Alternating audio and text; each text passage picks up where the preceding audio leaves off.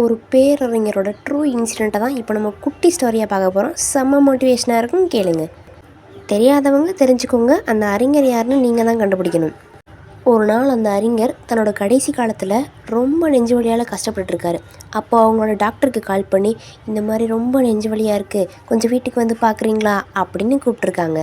அதுக்கு அந்த டாக்டர் என்ன சொல்லியிருக்காங்க அப்படின்னா, நீங்கள் கிளினிக் வர வேண்டியதானே, எனக்கு கிளினிக்கில் நிறைய பேஷண்ட்ஸ் வெயிட் பண்ணிகிட்ருக்காங்க, ஸோ என்னால் வர முடியாது, நீங்கள் வாங்க அப்படின்னு சொல்லியிருக்காங்க. அதுக்கு அந்த அறிஞர் என்ன சொல்லியிருக்காங்க அப்படின்னா, என்ன சொல்லியிருப்பாங்கன்னு நினைக்கிறீங்க? நம்மெல்லாம் என்ன சொல்லுவோமோ அதே தான் அவரும் சொல்லியிருக்காரு. ஐயோ, என்னால் வர முடியாது டாக்டர், என்னால் எந்திரிச்சு நிற்க கூட முடியலை, ஒரு காஃபி கூட போட்டு குடிக்க முடியலை, தொடர்ந்து கொஞ்சம் நேரத்துக்கு முன்னாடி நிற்க கூட முடியலை, தயவு செஞ்சு வாங்க அப்படின்னு சொல்லியிருக்காரு. சரி, ஓகேன்ட்டு அவரும் அந்த அறிஞர் வீட்டுக்கு போயிருக்காரு. அறிஞரோட வீட்டில் ரூம் வந்து மாடியில் இருக்குது. ஸோ இப்போ வந்து இந்த டாக்டர் ஸ்டெப் ஏறி அவரோட ரூமுக்கு போகணும். இதில் சோகம் என்னென்னா, நெஞ்சு வலியால் கஷ்டப்பட்டு இருக்கிறவரே ரொம்ப வயசானவர், அவரை விட வயசானவர் தான் இந்த டாக்டர். படி ஏறி போய் மூச்சு வாங்கி நெஞ்சு வலி வந்து நெஞ்சை பிடிச்சிக்கிட்டு படியிலேயே உட்காந்துட்டாரு. உடனே நம்ம அறிஞர் பதறி போய் குட்டு குட்டுன்னு ஓடி காஃபியை போட்டு கொண்டு வந்து அவருக்கு அரை மணி நேரமாக நெஞ்சை தடவி விட்டு நின்றுக்கிட்டு இருக்காரு.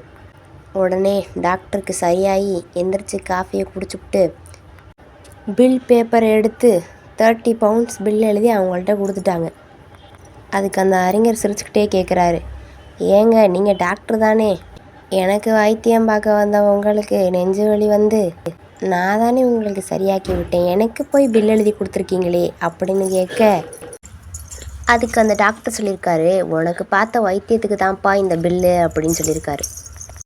வைத்தியமா, ஒன்றுமே புரியலையே அப்படின்னு கேட்க, கொஞ்சம் உங்கள் வாழ்க்கையில் முன்னாடி பக்கத்தை திருப்பி பாருங்கள் அப்படின்னு சொல்ல, சரி நானே ஞாபகப்படுத்துகிறேன், கொஞ்சம் நேரத்துக்கு முன்னாடி ஃபோன் பண்ணி என்னால் என்னெல்லாம் முடியலைன்னு நீங்கள், டாக்டர் என்னால் எந்திரிச்சு நடக்க முடியலை டாக்டர், காஃபி கூட போட்டு குடிக்க முடியலை, தொடர்ந்து நிற்க கூட முடியலைன்னீங்களா, இப்போ எனக்காக போய் காஃபி போட்டு கொண்டு வந்து எனக்கு அரை மணி நேரமாக நெஞ்சை தடவி விட்டுக்கிட்டே நிற்கிறீங்களே, இப்போ எங்கே போச்சு உங்கள் நெஞ்சு வலி அப்படின்னு சொன்னார்.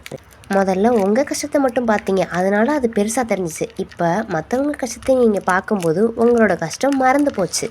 இதுலேருந்து என்ன தெரியுது, ஐயோ இந்த உலகத்தில் நமக்கு மட்டும்தான் எல்லா கஷ்டமும் அப்படின்னு நினச்சிட்டு ஒரே இடத்துல உட்காந்துடக்கூடாது, எல்லா கஷ்டத்தையும் அனுபவமாக எடுத்துக்கணும்.